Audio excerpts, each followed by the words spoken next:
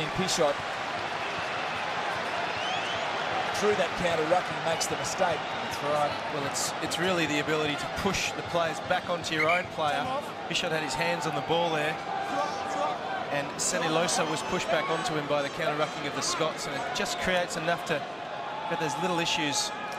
Craig Smith. I mean, technically speaking, counter-rucking is illegal. Shoulders It's supposed to be bound to somebody before you enter a ruck.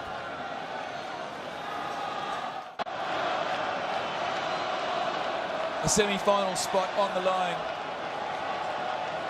here at Stade de France. Both sides to suck in the big deep breaths and get ready to unleash the fury of the final 10 minutes. The Scots are in striking distance. Good scrum from the Pumas. Taylor fed from the back. Sean Lamont is still out there. Cassada. Taylor once again gets his hands on the ball. Parks, the kick deflected from the Pumas. It's play on. Corletto, the timing of Ignacio. Pichot. Hernandez, well, he's in two minds. Hernandez at the moment. Contempomi. Great skills under pressure. He slipped. Somehow managed to hang on to it. Saint-Denis goes down the left-hand side. Finds a man with space. It's the hooker. Ledesma Aracena. Once again, the counter-rucking. This time, Saint-Denis does a better job. Albacete. Through the legs to Pichot. Hernandez. This time the kick. Bit of a nothing kick, but it soaks up some time and it finds touch. The Scottish are defending like their lives dependent on it. They're doing a great job. It's keeping them in the game. It's kept them in this game the entire way. Hernandez trying a bit of razzle-dazzle there. Luckily, the man outside for the pony. Fantastic hands. So it looks like Nathan Hines, the kid from Wagga Wagga on his back. Is it cramp? It is cramping by the looks of it in the calves. He's been working incredibly hard all day. He's been there at the breakdown. He's been defending their line out, covering an enormous amount of space and play.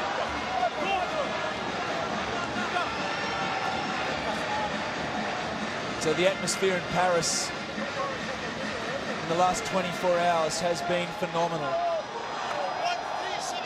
There's no place for traffic on the Champs-Élysées last night with a celebration of French supporters, the tears of all black supporters. Here come the Scots.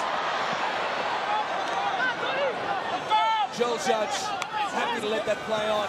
Jason White, the skipper, down Cassada. This time the Pumas put the pressure on through their counter. Lamont. You hear Parks yelling at Sean Lamont that he had to pick and go himself. Parks didn't want the ball. Parks again. This time they go wide. Webster.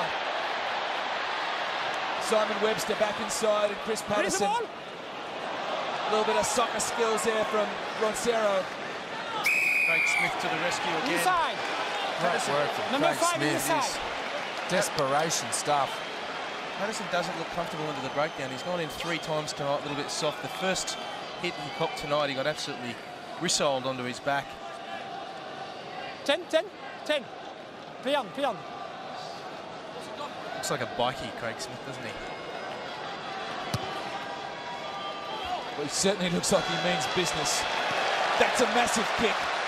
This is what Scotland have been waiting for.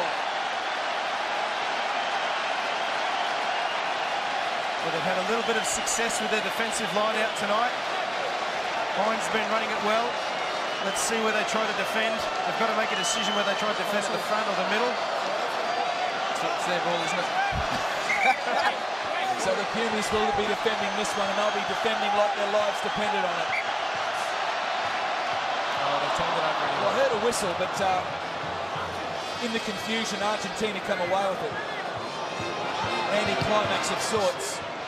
The big right boot of Hernandez.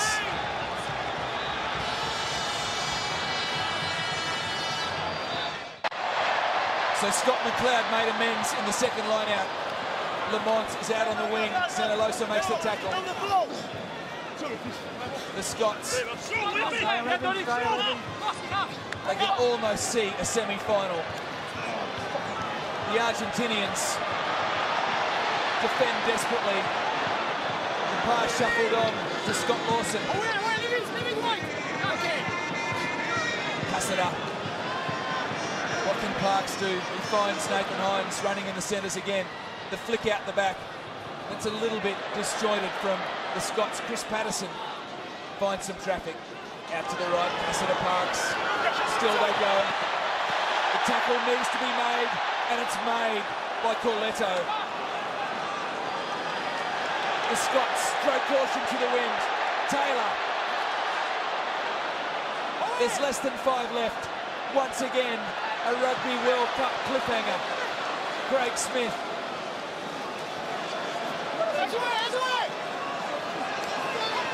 Cassida.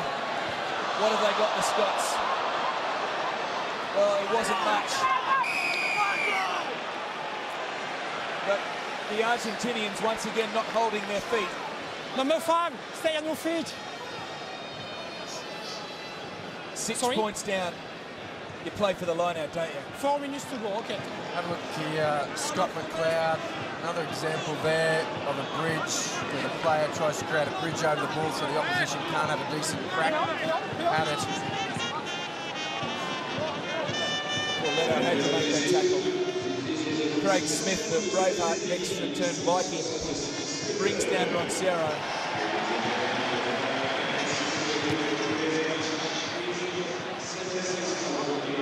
Where has that gone? Oh. Chris White had the perfect view.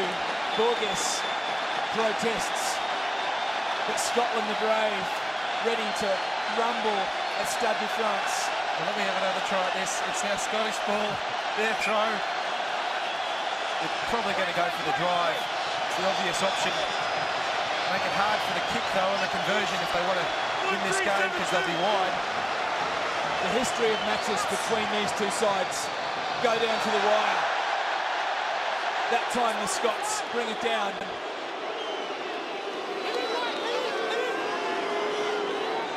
They brought it down immediately. Hence why they're not going to get penalised.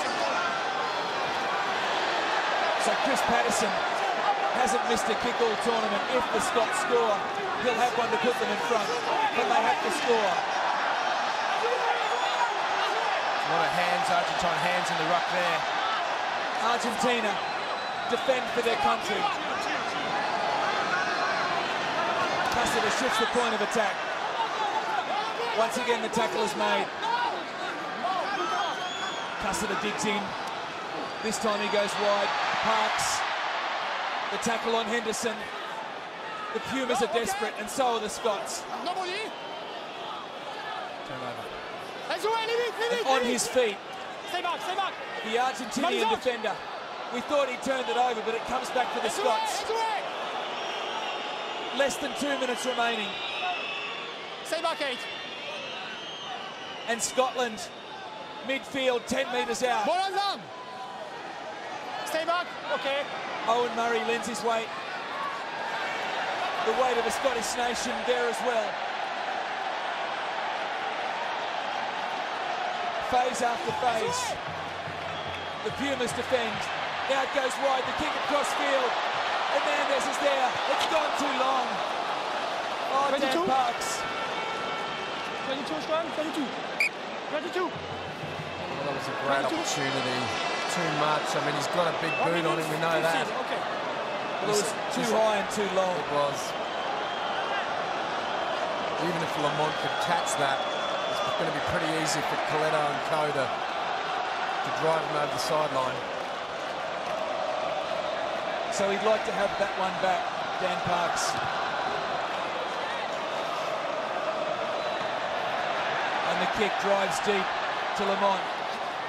He almost makes the halfway. Was that the final opportunity for Scotland the Brave? Henderson to Webster. Still they come. They are brave in blue. the dark blue of Scotland. They have the numbers.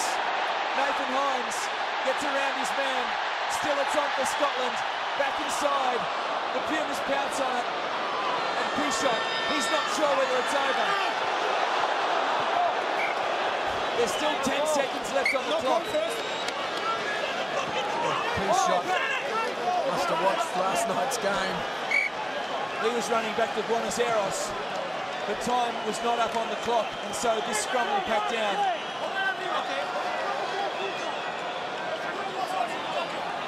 Hassan knows he can have an impact on this game now. He can get the side up as closest to us as he's trying to do now. Pressure on the scrum. It comes down to this. They knock it on. Argentina, their arms in the air. Joel Judge blows his whistles 3 times, and it's 3 cheers for the Pumas. They've made the semi-finals for the first time in Rugby World Cup history. Yeah, they were ecstatic, and quite rightly so.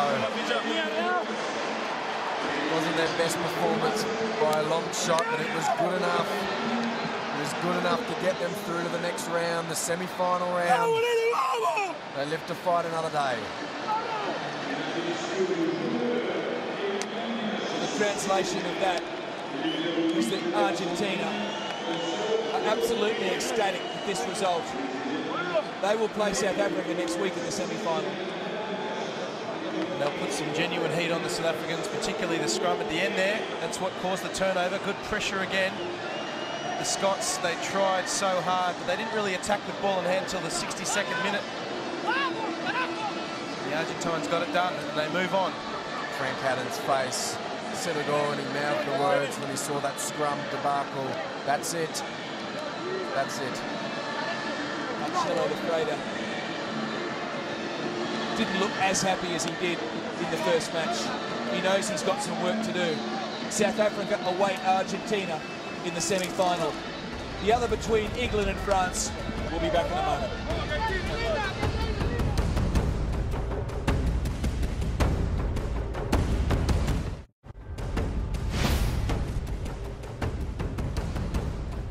Once again, Scotland loses in a quarter-final, but for the first time, Argentina gets an opportunity to stake a very important claim in World Rugby. They're sort of in this limbo, aren't they, in between the Northern Hemisphere sides, which have the Six Nations, the Southern Hemisphere, which has Sanzar, and so it's good to see Argentina for the World Game doing well at a World Cup. Well, they've emerged from the limbo now, haven't they? They're in a semi-final. Absolutely, and obviously setting aside the result of this tournament, the biggest result for Argentina, and this should be, hey, we deserve to be part of one of these tournaments. We are good enough to compete against the best teams in the world, week in, week out. Well, let's hear from Augustin Pichot, the captain. Augustin, every single match you play is a tough one, of course, like the Irish game, and now you've managed to beat Scotland. I mean, that's a fantastic result. You must be absolutely over the moon, although it's a very difficult clash, of course. Yes, I think we were very tired, and Scotland played really well, so we hold it, we hold to it, we stuck with it. We wanted to win, wanted to be in the semi-finals, and we are. Regarding the tactics, obviously, you know, you had to adjust because they didn't play like the Irish, they didn't play like the French. They really gave you a good run for your money. Yes, I think Scotland was really believes in what they play there. They're very good, so we didn't underestimate it. I think they play with a lot of pride, with a lot of passion. I think it's a great team. I have a lot of respect for the Scottish, and they achieved being the quarter-final, so respect to them.